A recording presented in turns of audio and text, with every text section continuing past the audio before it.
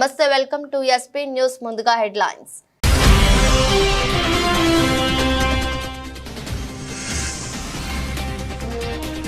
గెలిస్తే మస్క్ ను కేబినెట్ లోకి తీసుకుంటా, డొనాల్డ్ ట్రంప్ ఆఫర్ కు సిద్ధమైన మస్క్.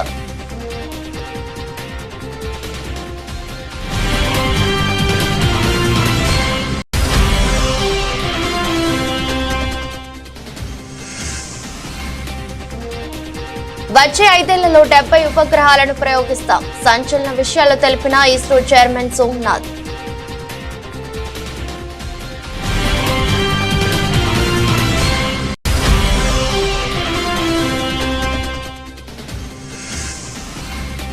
రాష్ట్ర ప్రభుత్వం ఫోన్ ట్యాపింగ్ చేయొచ్చు, హైకోర్టుకు చెప్పిన కేంద్ర హోంశాఖ.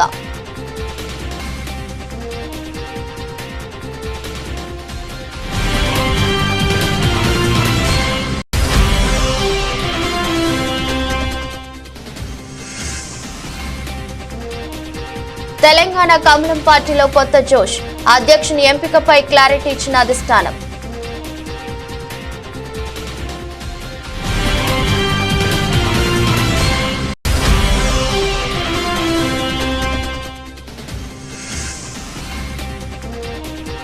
రాంచీలోని దాబాలో స్నేహితులతో కలిసి సందడి చేసిన ఎంఎస్ ధోని, ఫోటో వైరల్.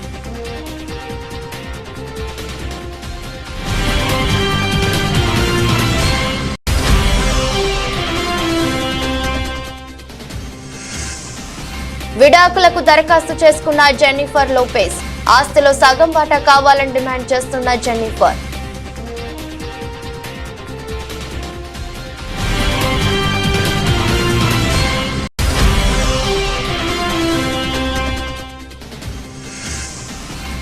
నష్టాల్లో దేశీయ స్టాక్ మార్కెట్ సూచీలు 24,686 వద్ద కొనసాగుతున్న నిఫ్టీ.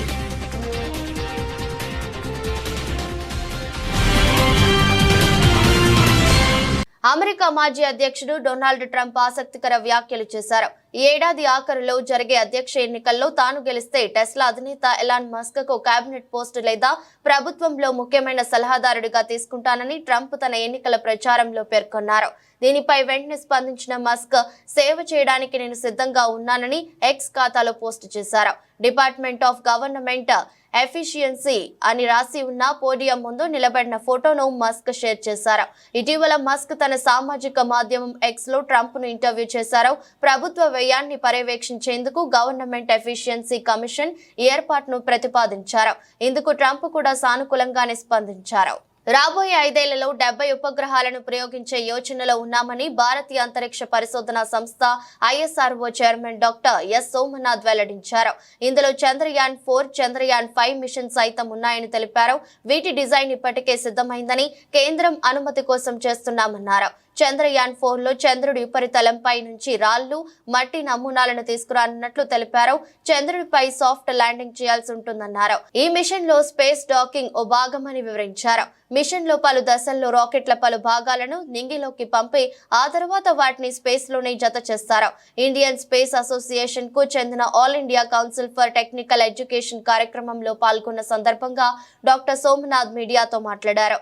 చంద్రయాన్ 3 తర్వాత చంద్రుడిపైకి ఎన్నో మిషన్లు చేపట్టనున్నట్లు తెలిపారు.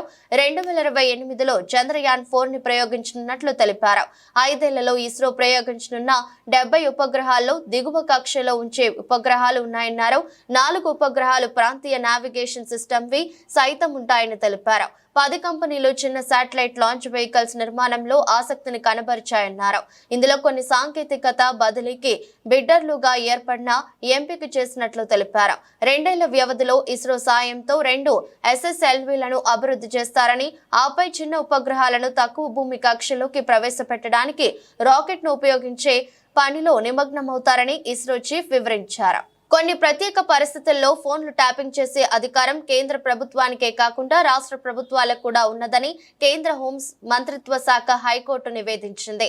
రాష్ట్ర ప్రభుత్వాలు ఫోన్ ట్యాపింగ్ చేసేందుకు తమ అనుమతి అవసరం లేదని తెలిపింది. గత ప్రభుత్వ హయాంలో జరిగిన ఫోన్ ట్యాపింగ్ వ్యవహారంపై పోలీసులు దాఖలు చేసిన కౌంటర్ పిటిషన్లలో కేంద్ర ప్రభుత్వ ప్రస్తావన లేదని గుర్తు చేసింది. ఫోన్ ట్యాపింగ్ కేసులో కేంద్ర ప్రభుత్వ ప్రస్తావన లేదని, కనీసం తమకు సమాచారం కూడా ఇవ్వలేదని పేర్కొంది.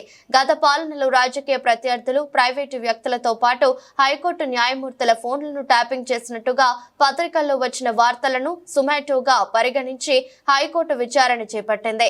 ప్రధాన న్యాయమూర్తి justice Alok Aradhe, justice T Vinod Kumar తో కూడిన ధర్మాసనం మంగళవారం మరోసారి విచారించింది. కేంద్రం తరపున అదనపు సోలిసిటర్ జనరల్ నరసింహార్ శర్మ వాదనలు వినిపించారు. కేంద్ర టెలికమ్యూనికేషన్ చట్టం 23 జూన్ 2021 నుంచి అమల్లోకి వచ్చింది. దీనికి సంబంధించిన నిబంధనల రూపకల్పన జరగలేదు కాబట్టి ప్రస్తుతం టెలిగ్రాఫ్ నిబంధనలే అమల్లో ఉన్నాయి. కొత్త చట్టం ప్రకారం అనుమతి లేకుండా చట్ట విరుద్ధంగా ట్యాపింగ్ కు పాల్పడితే 3 ఏళ్ల వరకు జైలు శిక్ష లేదా 2 కోట్ల జరిమానా లేదా 2 కలిపి విధించవచ్చు. మెదక్ జిల్లా రామాయంపేట మండల కేంద్రంలో పార్లమెంట్ ఎన్నికల్లో ఎంపీగా గెలుపొందిన తర్వాత ఓటర్లకు కృతజ్ఞతలు తెలిపే విధంగా కృతజ్ఞతా సభ ఏర్పాటు చేశారు. సమావేశాన్ని జ్యోతి ప్రజ్వలన చేసి ప్రారంభించారు. ఎంపీగా గెలుపొందిన రఘునందన్ రావు రామాయంపేట రావడంతో ఆయనను కార్యకర్తలు, నాయకులు, అభిమానులు శాలువాలతో ఘనంగా సన్మానించారు. అక్కన్నపేట మాజీ సర్పంచ్ మహేశ్వరి, సిద్దరాములు రాఖీ కట్టి శుభాకాంక్షలు తెలిపారు. నిజాంపేట మండలానికి చెందిన 50 మంది కాంగ్రెస్ పార్టీ కార్యకర్తలు బీజేపీ చేరడంతో వారికి ఆయన పార్టీ కండువా కప్పి పార్టీలోకి ఆహ్వానించారు. సంగారెడ్డి నుండి ఎలుకత్తురి పోయే రోడ్డు రామాయంపేట ఊర్లో నుండి వెళ్లాలని పలువురు వ్యాపార వాణిజ్య సంస్థల ప్రతినిధులు ఎంపీ రఘునందన్ రావుకు వినతి పత్రం అందజేశారు. మెదక్ ఎంపీ రఘునందన్ రావు మాట్లాడుతూ కాంగ్రెస్ ప్రభుత్వం అధికారంలోకి వచ్చి 8 నెలలు గడిచినా రైతు బంధు ఇప్పటికీ ఎవరికి వేయలేదని, రైతులకు 2 లక్షల రూపాయల రుణమాఫీ జరిగే వరకు బీజేపీ పక్షాన పోరాడుతాం, కార్యకర్తల నమ్మకాన్ని వమ్ము చేయకుండా రానున్న ఎన్నికల్లో వార్డు సభ్యుల నుండి మొదలుకొని జెడ్పీటీసీ వరకు బీజేపీ అభ్యర్థులను గెలిపించే బాధ్యత నాదని ఆయన కార్యకర్తలకు భరోసానిచ్చారు.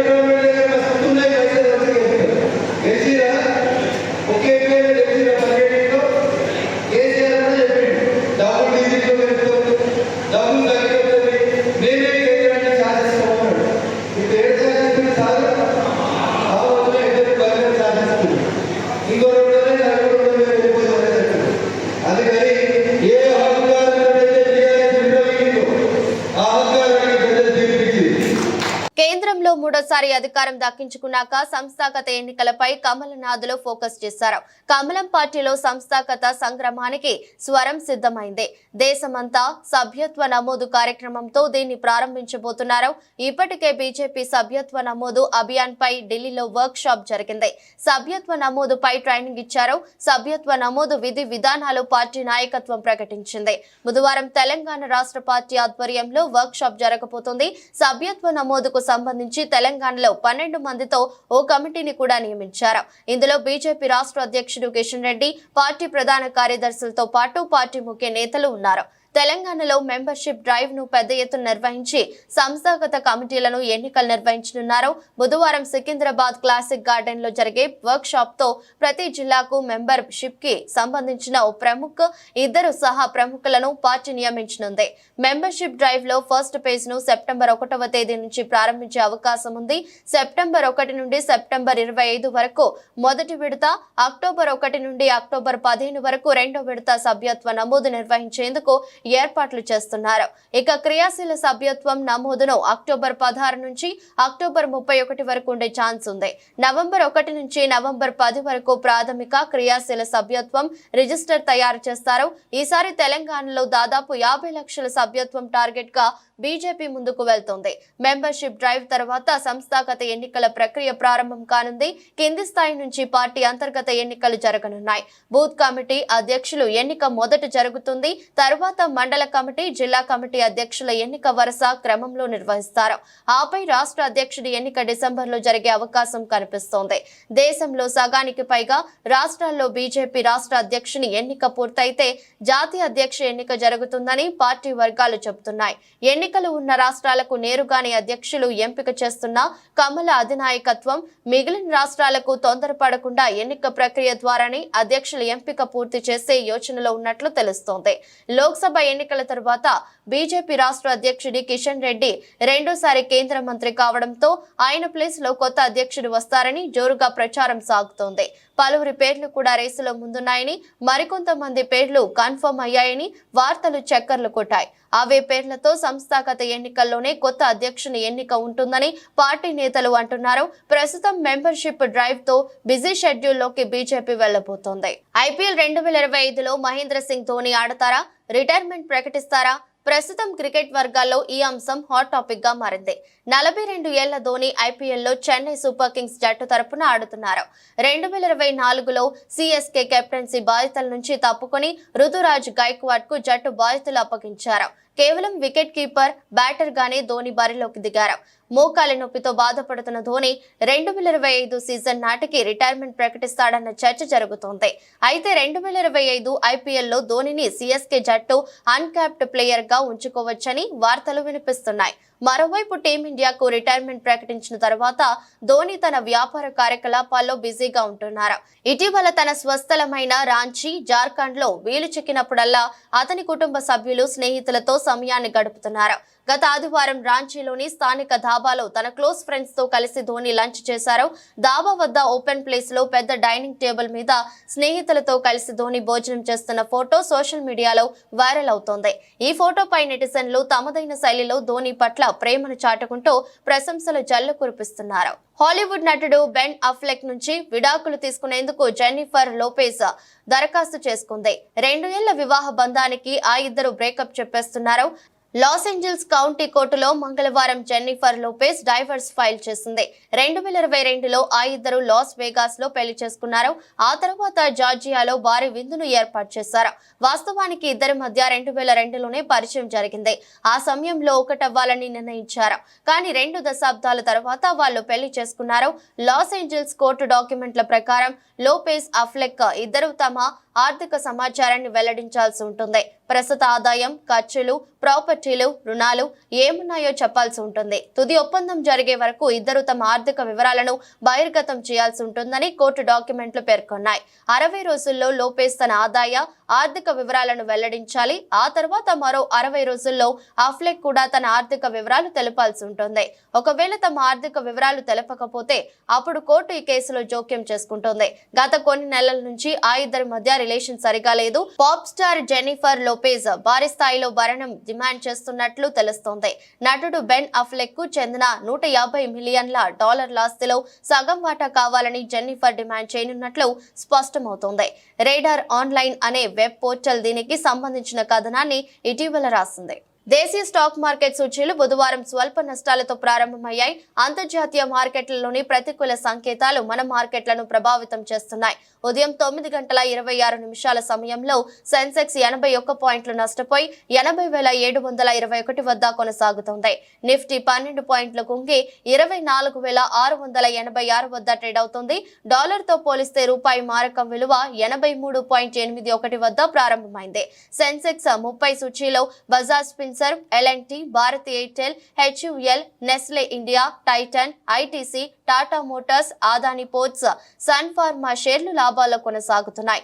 UltraTech Cements, Tech Mahindra, HDFC Bank, HCL Tech, ICICI Bank, Asian Paints, Tata Steel, Kotak Mahindra Bank, Infosys, TCS, M&M షేర్లు నష్టాల్లో ట్రేడ్ అవుతున్నాయి. వరుస లాభాల నుంచి అమెరికా మార్కెట్లు మంగళవారం విరామం తీసుకున్నాయి. అక్కడి ప్రధాన సూచీలు నష్టాలతో ముగిశాయి. నేడు ఆసియా పసిఫిక్ సూచీలు అదే బాటలో పయనిస్తున్నాయి. అంతర్జాతీయ మార్కెట్లో బ్యారెల్ బ్రెంట్ చమురు ధర $70.09 వద్ద కొనసాగుతుంది. విదేశీ సంస్థాగత మదుపర్లు మంగళవారం నికరంగా 1,457 కోట్ల విలువ చేసే షేర్లను విక్రయించారు. దేశీయ సంస్థాగత మదుపర్లు 2,252 కోట్ల వాటాలను కొనుగోలు చేశారు. రాష్ట్ర ప్రభుత్వం తీసుకువస్తున్న నూతన ఇంధన పాలసీపై ముఖ్యమంత్రి చంద్రబాబు సమీక్ష చేశారు. సచివాలయంలో జరిగిన ఈ సమీక్షలో ఇంటిగ్రేటెడ్ క్లీన్ ఎనర్జీ పాలసీ 2024పై రివ్యూ చేశారు. కొత్త పాలసీపై అధికారులకు ముఖ్యమంత్రి దిశానిర్దేశం చేశారు. సంప్రదాయేతర విద్యుత్ ఉత్పత్తికి రాష్ట్రంలో అనేక అవకాశాలు ఉన్నాయని, వాటిని సద్వినియోగం చేసుకుంటే దేశంలోని సంప్రదాయేతర విద్యుత్ ఉత్పత్తికి ఏపీ అతిపెద్ద కేంద్రం అవుతుందని సీఎం రెన్యూవబుల్ ఎనర్జీలో 2014-19 మధ్య కాలంలో దేశంలోని టాప్ లో ఉన్న ఏపీ 2019 తర్వాత వచ్చిన ప్రభుత్వ విధానాలతో సంక్షోభంలోకి వెళ్లిపోయిందని సీఎం తెలిపారు. రాష్ట్రంలో solar, wind, pumped storage energy, bio ఎనర్జీకి ఉన్న అన్ని అవకాశాలను అందిపుచ్చుకొని ముందుకు సాగేలా కొత్త పాలసీ ఉండాలని సూచించారు. పర్యావరణ హితంగా టెక్నాలజీ ఉపయోగంతో తక్కువ ఖర్చుతో విద్యుత్ ఉత్పత్తి సాధించేలా పాలసీ రూపకల్పనపై చర్చించారు. ఎస్సీ/ఎస్టీ వర్గీకరణ తీర్పును వ్యతిరేకిస్తూ తలపెట్టిన భారత్ బంద్ కు కోనసీమ జిల్లా అమలాపురంలో గడియార స్తంభం సెంటర్ నుండి బస్టాండ్ వరకు భారీ ర్యాలీ మాల మహానాడు జేఏసీ ఆధ్వర్యంలో నిర్వహించారు. వ్యాపార సంస్థలు సహకరించాలని కోరారు. బస్టాండ్ నుండి ఒక్క బస్సు కూడా కదలనివ్వని ఆందోళనకారులు బస్సులు కదలకపోవడంతో ప్రయాణికులు ఇబ్బందులు ఎదుర్కొన్నారు. మాలల పంతం, మోదీ అంతం అంటూ నినాదాలు చేసిన జేఏసీ నాయకులు రాష్ట్రపతి ఆమోద ముద్రతో మాత్రమే ఎస్సీల వర్గీకరణ చేయడానికి వీలవుతుంది. అలా కాకుండా ఆగస్టు 1వ తేదీన సుప్రీంకోర్టు ధర్మాసనం 7 సభ్యుల ఇచ్చిన తీర్పును పునఃపరిశీలించాలని మాల మహానాడు జేఏసీ కోరుతోంది. దాని మీద మేము మరి 1990 నుంచి కూడా పివి రావు గారు ఈ మాలమహాడు ఉద్యమాన్ని నడిపి ఈ ఉద్యమాన్ని ఈ రాష్ట్ర వ్యాప్తంగా ఘన విజయం సుప్రీంకోర్టులో చేయడం వచ్చింది. సుప్రీంకోర్టుని మరలా 5 న్యాయమూర్తులు చక్కగా 59 ఉపకులాలని కూడా విడదీసే హక్కు లేదు. ఈ 59 ఉపకులాలకి ఈ 15% రిజర్వేషన్ ఎవరైతే బాగా చదువుకుంటున్నారో అందరికీ వర్తించాలని చెప్పి రాజ్యాంగంలో బాబాసాహెబ్ అంబేద్కర్ పొందుపరిచారు. అటువంటి రాజ్యాంగాన్ని ఈ రోజున మరి ప్రభుత్వాలు ఈ రోజున మళ్ళా 7 న్యాయమూర్తులతో రాష్ట్రాల వారిగా జిల్లాల వారిగా చేయాలని చెప్పి ఇస్తున్నారు తీర్పు. ఆ తీర్పుని పూర్తిగా మేము ఖండిస్తూ మేము గతంలో చేసిన తీర్పుని మేము అమలు చేయాలని, ఈ తీర్పు వెనక్కి తీసుకోవాలని చెప్పి ఈ రోజున బంధుకు చేస్తా ఉన్నాము. మేమందరం కూడా బాబాసాహెబ్ అంబేద్కర్ వాచులుగా మేమందరం ఈ వర్గీకరణ ప్రాణతోడే వరకు కూడా నిద్రపోకుండా మేము ఈ రాష్ట్ర వ్యాప్తంగా దేశవ్యాప్తంగా ఈ వర్గీకరణని వెనక్కి తీసుకునే వరకు కూడా ఉద్యమాన్ని ముందుకు తీసుకెళ్తామని చెప్పి తెలియజేసుకున్నాను. జై భీమ్. అనంతపురం జిల్లా తాడిపత్రిలో ఉద్రిక్తత పరిస్థితులు నెలకొన్నాయి. వైసీపీ, టీడీపీ నేతల మధ్య ఘర్షణ వాతావరణం నెలకొంది. ఎన్నికల తర్వాత చాలా మంది వైసీపీ నేతలు సొంత నియోజకవర్గాలను వీడారు. తాడిపత్రి మాజీ ఎమ్మెల్యే కేతిరెడ్డి పెద్దారెడ్డి కూడా చాలా రోజులుగా సొంత నియోజకవర్గానికి దూరంగా ఉన్నారు. అయితే ఇవాళ ఆయన తాడిపత్రిలోని తన సొంత నివాసానికి రావడంతో వైసీపీ శ్రేణుల్లో ఉత్సాహం ఉప్పొంగింది. టీడీపీ నేతల పట్ల కవ్వింపులకు దిగారు. దాంతో టీడీపీ శ్రేణులు కూడా ధీటుగా స్పందించాయి. వైసీపీ నేత కందిగోపుల మురళి ఇంటిపై టీడీపీ వర్గాలు దాడికి పాల్పడ్డాయి. ఇంటి ముందు నిలిపిన వాహనాలను టీడీపీ కార్యకర్తలు ధ్వంసం చేశారు. ఇంట్లో ఫర్నిచర్ ను కూడా ధ్వంసం చేశారు. అంతకుముందు టీడీపీ కార్యకర్తలు వైసీపీ నేత రఫీని చితకబాదారు. అయినప్పటికీ వైసీపీ నేతలు కవ్వింపులు ఆపకపోవడంతో మురళి ఇంటిపై దాడికి దిగారు. దాంతో జోక్యం చేసుకున్న పోలీసులు మాజీ ఎమ్మెల్యే పెద్దారెడ్డిని తాడిపత్రి నుంచి అనంతపురం పంపించారు. తాను కొన్ని డాక్యుమెంట్ల కోసం తాడిపత్రి నివాసానికి వచ్చానని పెద్దారెడ్డి వెల్లడించారు. తెలంగాణలో శాంతి భద్రతలు కాపాడడంలో పోలీసులు నిరంతరం కృషి చేస్తున్నారని డీజీపీ జితేందర్ అన్నారు. కరీంనగర్ కమిషనరేట్ లో రాష్ట్ర డీజీపీ జితేంద్ర కరీంనగర్, సిరిసిల్ల, జగిత్యాల పోలీసు అధికారులతో సమావేశమయ్యారు. ఈ సందర్భంగా డీజీపీ మీడియాతో మాట్లాడారు. ట్రాఫిక్ నియంత్రణకై తగు చర్యలు తీసుకుంటూనే అక్రమ ఇసుక రవాణా, సైబర్ నేరాలు, డ్రగ్స్ కంట్రోల్, గంజాయి అక్రమ రవాణా సరఫరాపై నిరంతరం నిఘా ఉంటుందని తెలిపారు. Drunk and drive, minor driving, number plates లేని వాహనాలను పట్టుకోవడంపై స్పెషల్ డ్రైవ్లు నిర్వహిస్తూ ప్రతి వాహనదారు ట్రాఫిక్ రూల్స్ ని ఖచ్చితంగా పాటించేలా అనేక చర్యలు చేపడుతున్నట్టు తెలిపారు. ఈ సమావేశంలో Karimnagar range IG Chandrashekar, Karimnagar CP Abhishek Mohanty, Jagtial SP Ashok Kumar, Rajanna Sircilla SP Akhil Mahajan, police అధికారి శేషాద్రిని రెడ్డి తదితరులు పాల్గొన్నారు. Good evening everyone. ఈరోజు నేను లాస్ట్ మంత్ ఛార్జ్ తీసుకున్నాను. సో దానికోసం నేను ప్రతి యూనిట్స్కి విజిట్ చేస్తున్నాను. అండర్ విజిట్స్ నేను ఈరోజు కరీంనగర్కి వచ్చాను. సో కరీంనగర్ సిపి గారు, సిరిసిల్ల ఎస్పీ గారు, జగిత్యాల ఎస్పీ గారు, తర్వాత నాతో పాటు ఐజీ మల్టీజోన్ గారు కూడా వచ్చారు. మార్నింగ్ నుంచి నేను ప్రతి ఒక్క ఇన్స్పెక్టర్తో మాట్లాడాను. వారికి ఏమి ఇష్యూస్ ఉన్నాయి, ప్రతి సర్కిల్లో, ప్రతి పోలీస్ స్టేషన్లో ఏమి ఇష్యూస్ ఉన్నాయి, తర్వాత డివిజన్లో ఏమి ఇష్యూస్ ఉన్నాయి, తర్వాత జిల్లాలో ఏమి ఇష్యూస్ ఉన్నాయి, అందరితో మాట్లాడటం జరిగింది. సో అందరికీ ప్రతి విషయంలో డిస్కషన్ జరిగింది. Whether it is law and order or property offenses, general situation, communal situation, or ఇది మన property offenses, other property offenses, తర్వాత issues of other importance like farmers issues, all issues మీద డిస్కషన్ చేయటం జరిగింది. So I'm very happy that all the officers doing very well, and I requested them to continue their good efforts and get good name for the police department. The issues mida etla number of accidents kuda etla tagginchali dantlo kuda review cheyatam jarigindi. Andartho jara detailed discussion. So I requested all the officers to be in touch with the engineering department, municipal department, and regularly they should hold meetings with collectors and other line departments.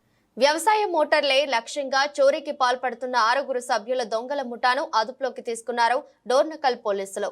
Mahabubabad జిల్లా డోర్నకల్ పరిసర ప్రాంతాల్లో వ్యవసాయ బావుల వద్ద మోటార్లను దొంగలిస్తూ సొమ్ము చేసుకుంటున్న 10 మంది దొంగల ముఠాలో 6 పట్టుకున్నామని, వారి వద్ద నుంచి 19 వ్యవసాయ మోటార్లు, 2 స్కూటీలు, ఒక అశోక లేలాండ్ వాహనాన్ని స్వాధీనం చేసుకున్నట్టు జిల్లా ఎస్పీ సుధీర్ రామ్నాథ్ కేకెన్ తెలిపారు. వాహన తనిఖీల ద్వారా దొంగల ముఠాను పట్టుకున్నట్టు తెలిపారు. వీరు ఖమ్మంలోని ఓ మహిళా వ్యాపారస్తురాలి దగ్గర అమ్ముతున్నట్టు విచారణలో వెల్లడించినట్టు పేర్కొన్నారు. 10 మంది సభ్యుల ముఠాలో 6 పట్టుకున్నామని, మరో 4 పరారీలో ఉన్నట్లు ఎస్పీ తెలిపారు. సుమారు 4,54,000 రూపాయల విలువైన వస్తువులను స్వాధీనం చేసుకున్నట్టు వివరించారు. వెహికల్ చెకింగ్ చేసే టైంలో ఒక సస్పిషియస్ కండిషన్లో ఒక వెహికల్ మనకు దొరికింది, అశోక్ లీలాండ్ వెహికల్. ఆ వెహికల్లో మనకు 6 ముద్దాయిలు, దాంతోపాటు ఒక 2 స్కూటర్స్, తర్వాత ఒక 70,000 క్యాష్ దొరికింది, ప్లస్ 2 మోటార్స్ కూడా, ఎలక్ట్రిక్ అగ్రికల్చర్ మోటార్స్ కూడా దొరికింది. అది ఇంట్రోగేషన్ చేసిన తర్వాత మనకు అది తెలిసింది వాళ్ళు ఈ మోటార్ దొంగతనం చేసే టీం అది.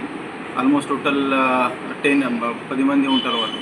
సో దాంట్లో కొంతమంది డే టైంలో అది స్కూటర్ వాడి మొత్తం ఏరియాలో ఎక్కడెక్కడ ఎట్లాంటి మోటార్స్ ఉన్నాయి అది వాళ్ళు రెక్కిచ్చేసి నైట్ టైంలో ఈ అశోక్ లేలాండ్ ఒక ట్రాలీ లాగా ఉంటుంది, దాంట్లో అది దొంగతనం చేసి దాంట్లో పెట్టి ఇది ట్రాన్స్పోర్ట్ చేసేవాళ్ళు.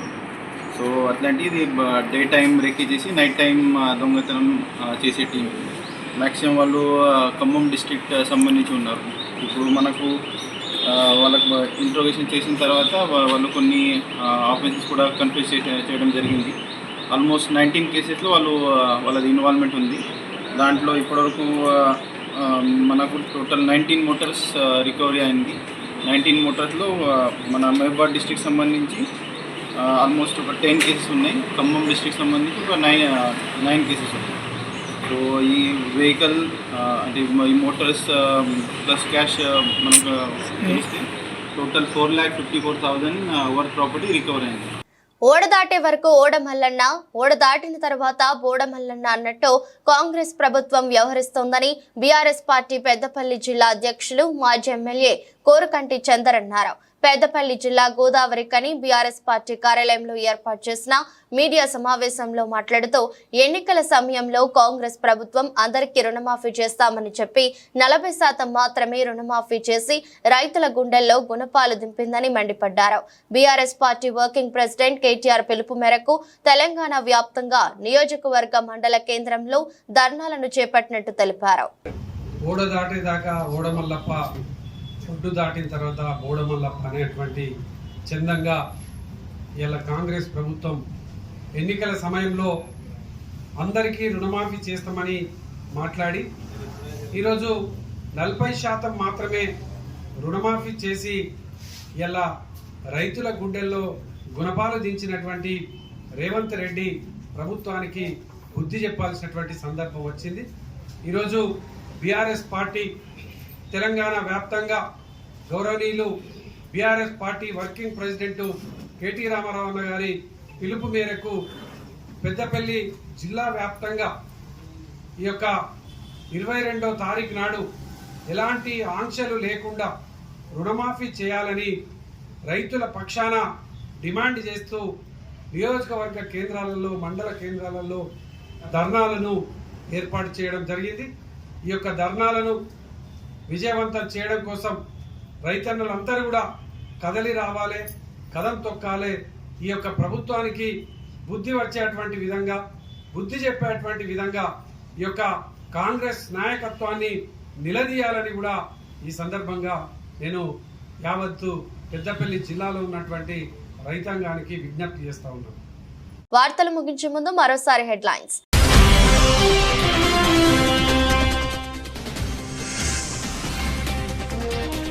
గెలిస్తే మస్క్ ను కేబినెట్ లోకి తీసుకుంటా, డొనాల్డ్ ట్రంప్ ఆఫర్ కు సిద్ధమైన మస్క్.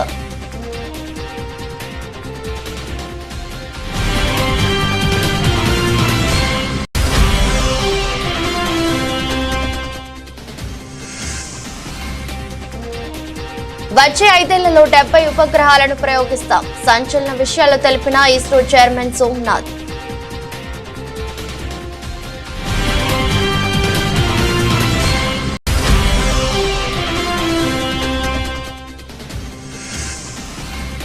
రాష్ట్ర ప్రభుత్వం ఫోన్ ట్యాపింగ్ చేయొచ్చు, హైకోర్టుకు చెప్పిన కేంద్ర హోంశాఖ.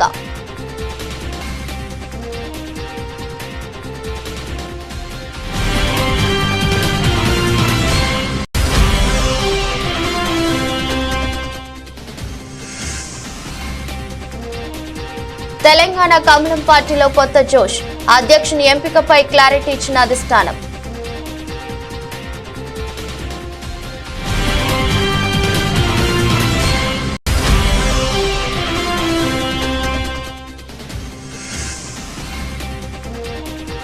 రాంచీలోని ధాబాలో స్నేహితులతో కలిసి సందడి చేసిన ఎంఎస్ ధోని, ఫోటో వైరల్.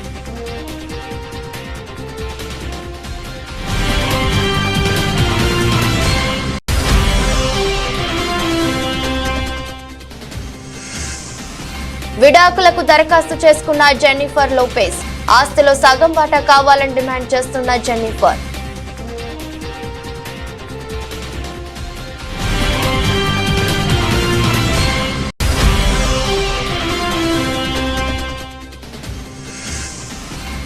నష్టాల్లో దేశీయ స్టాక్ మార్కెట్ సూచీలు 24,686 వద్ద కొనసాగుతున్న నిఫ్టీ.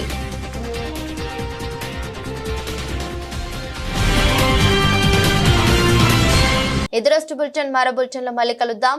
అంతవరకు సెలవు. నమస్కారం.